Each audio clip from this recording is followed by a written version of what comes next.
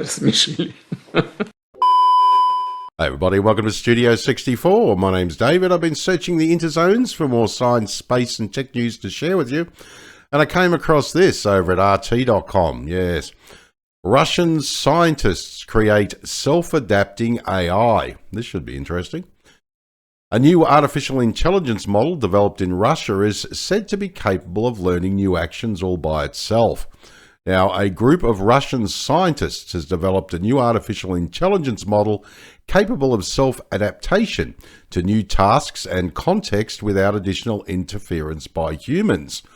That's interesting. The model has allowed the developers to overcome one of the key limits in contextual machine learning.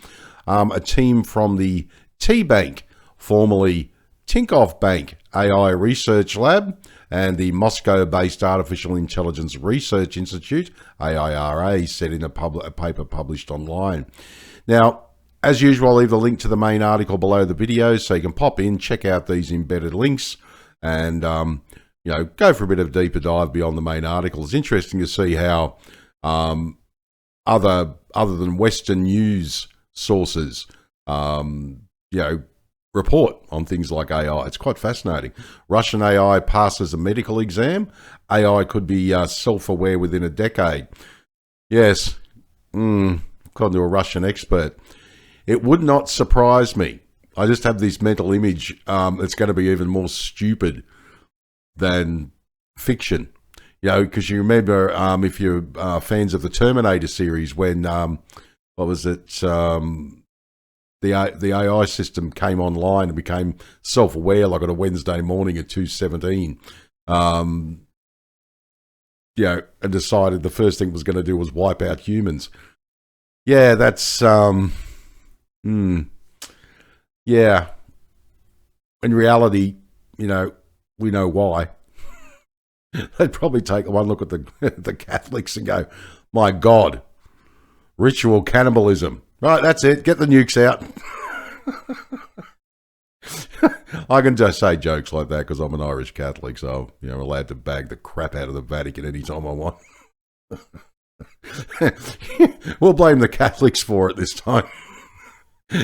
Yeah, the world's coming to an end because of, they're a bit weird, aren't they? Yeah. Yeah, good old Skynet in reality. It's probably going to be called, something completely innocuous, and this complete AI apocalypse that's going to destroy the world with nuclear weapons is brought to you by this sponsor. You guarantee it'll be something completely ridiculous like that. Just fascinates me. Yeah. Oh, God. I don't know, David. I don't know what's worse, you or the Catholics. The previously existing models, while capable of learning to perform new tasks when fed enough data, were still limited by a predefined and fixed set of actions, the researchers explained. The introduction of a new action space would then require a new set of data, often quite extensive, as well as model relearning. This limitation would make readaptation a costly endeavour for some applications, they said. Now, not a computer scientist myself, but if there's anyone out there who is an AI specialist or computer scientist, trying to build a community here for sharing, all this sort of information, if you know more about it, please feel free to comment below the video because we'd love to hear from you. Absolutely love sharing science, space and technology news and getting a discussion going around it, because the more we do it, the more we learn. Yeah, so don't forget to share these videos out, and check out the links below the description of this video. Check these videos out on Rumble, because they are improving. Rumble is getting really, really great. Still a bit of work to do. They're not a YouTube yet, obviously, but they are improving in leaps and bounds, and they're going to become more and more popular, especially next year. The growth is going to be exponential, particularly with coverage of the US elections coming up. And believe me, it's going to be absolutely amazing to see a rock-solid competitor to YouTube. Besides, you got Rumble, Odyssey, and BitChute. So links down below the description of the video. Just have a look and see how the other half of the video streaming world lives. It's quite fascinating. Now, the team took a specific machine learning model called algorithm distillation, or AD, and further modified it to meet a set goal, or the set goal. Now, the AD method trains AI to perform tasks auto-regressively, predicting actions while using its learning history dataset as context. Now, the Russian model was dubbed Headless AD and presented at the International Conference on Machine Learning in Vienna this week. Now, the Headless AD approach meant the model acquired the ability to learn and deploy new actions in response to new tasks without the need for additional input or relearning by a human. Now, according to the team, their AI was capable of performing 5 times more actions than it was initially taught. Interesting. The researchers said this could have broad implications from space technologies to smartphone assistants. Yeah, and we talk about space technologies and smart home assistants. As I said, we live in clown world. And you can imagine one of the smart home assistants would be AI-powered toothbrushes. People go, why would you want that for? I said, well, it'll check your teeth out and go, you got a bit of decay there, sunshine. Next thing you know, it sets up an appointment on your phone to go to your dentist. Yeah, it connects with the AI at the dentist as the AI receptionist, and sorry, tomorrow you're going to the dentist. Or AI toilet paper. And people go, or an AI toilet. And people go, what the hell would we use that for? Do the same thing. Sets up an appointment with your doctor. You're now 50 years old and have to have a bowel check. Yeah, just in case you got the big C. Yeah. Anything's possible, as I say. AI will be absolutely spectacular, but will also be sometimes really stupid too. It's fascinating. Such a model could be taught some basic actions on generalized data and then adapt to the specific conditions of a particular context, according to the team's report. Some Russian media then suggested that the new AI model might just be smart enough to pass the so-called coffee test, reportedly failed by the now famous ChatGPT. Now, first put forward by Apple co-founder Steve Wozniak. Oh, the great and powerful Woz. He's absolutely amazing, isn't he? You know, some of the things I've heard about that guy, when he would literally do his 9-to-5 job, come home, have some dinner, and then put another 8 hours in and get about 4 hours sleep a night and go back to his day job. And what he would do all night was build the computer, the original Apple computers. And he would drive Steve Jobs nuts, because Jobs was the salesman, and he'd come into town on a Friday night when he'd come from his day job, and he'd say to Woz, what do you got for me? And he goes, I've got this. Great. I'll be round tomorrow morning. We'll take it down to the computer shop and we'll sell it for $666.66 or something like that. Yeah. And too many 666s. Good on you, David. And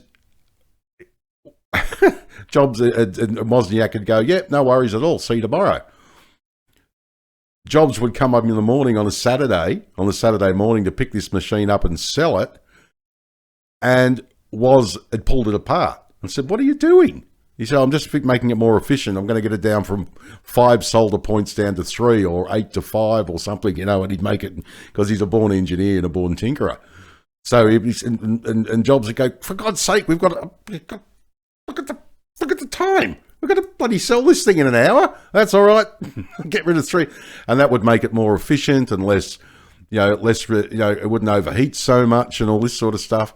So I'm that Woz guy, because I have friends who are business-minded, and they go, for God's sake, stop stuffing around. I said, yeah, but you got to understand, this is actually going to be better once I've done it. We don't give a crap about that. Just give it to us now.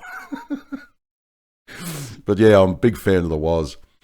Oh dear, David. First put forward by Apple co-founder Steve Wozniak, the test requires an AI machine to go into an average American household and figure out how to make coffee, including identifying the coffee machine, figuring out what the buttons do, and finding the coffee cabinet, etc.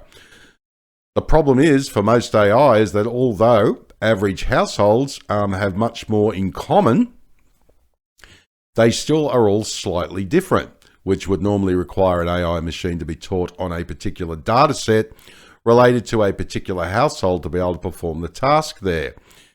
Now, doing the same task in a new household would require relearning a new data set. However, the self-adaptable Russian AI could potentially be up to the task, reports suggested. So basically that means the current AI, ChatGPT we have, would go into a house and go, where's the coffee machine? And it would learn where the coffee machine was. When you went to another house, the coffee machine was, because of the location of the kitchen, would be on the other side of the house. So it's in a different room. So it's going to have to learn the layout, where the coffee machine's located and everything else before it can make the damn coffee. Whereas the self-adaptable Russian AI would just say, okay, where's the kitchen? You know, it wouldn't have to learn the entire layout of the place and where everything is. It would just know that the coffee machine's in the kitchen, check the blueprint, be able to go to the kitchen, find the coffee machine. That's how I'm assuming it works. It wouldn't be having to relearn every single possible thing. That's what ChatGPT would do. The Russian AI would adapt, and say, well, we know this is how humans lay their houses out, narrows it down, makes it much more quicker. Now, interesting. I could be wrong there. If anybody has thoughts, please feel free to pop them down in the comments because we'd love to hear from you. Absolutely fascinating. That's going to speed things up a great deal. Yeah. If it's on a Windows machine, you'll be able to reboot faster after it crashes. Shut up, David. Dear, oh dear. All right, well, my name is David. Thanks for joining me for another Studio 64 Science, Space and Tech News update. I shall see you in the next one. If you enjoyed this video, please like, share, subscribe. Greatly appreciate it. If you're up for it, drop a comment down below the video because I'd love to hear what you think. All right, take care. And as I always say, if you can't be good at it. And as I also always say, my nipples are very sensitive.